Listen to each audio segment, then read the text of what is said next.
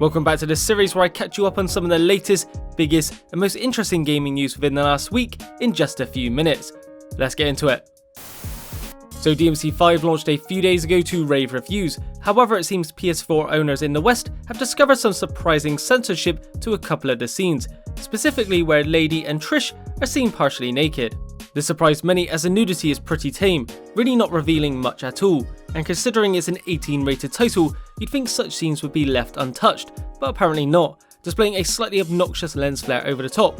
What's rather interesting is that other versions seem to be uncensored, and neither Sony nor Capcom have commented on why only PS4 copies have been altered.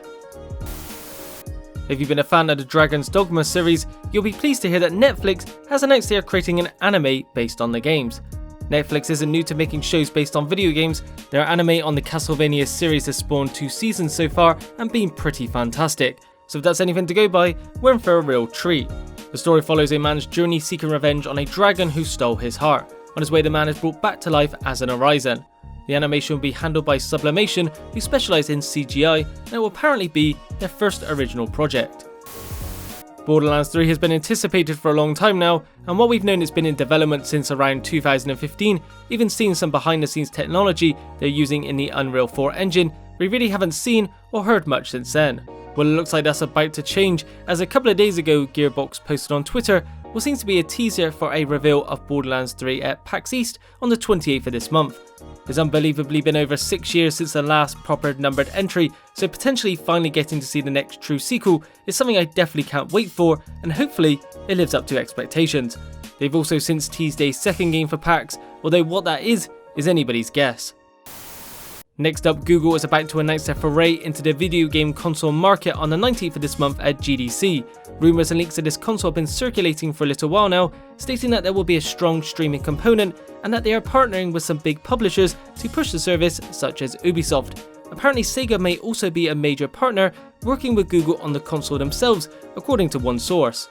Google recently published a patent on a controller as well, and according to the patent, it's a game controller that provides notifications for a game invitation, a chat message, and an indication that a user's high score has been beaten. All of this sounds pretty interesting, but a 3D fan mock-up of the controller based on the patent itself leaves a lot to be desired, looking a little uncomfortable and generic.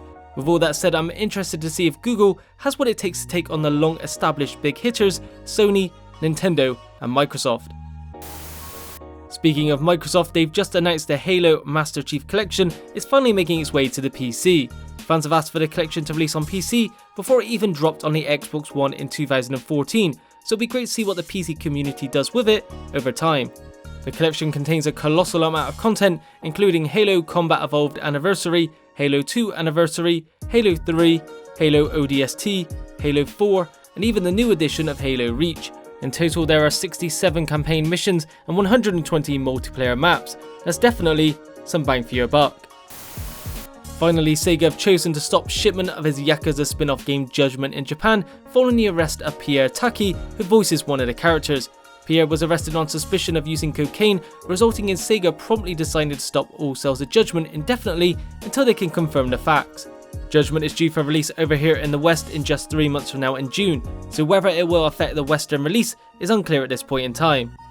That's it for this news roundup. For more videos just like this, be sure to like, subscribe and click the bell icon for a notification each time my video goes live. Thanks for watching, and I'll see you in the next video.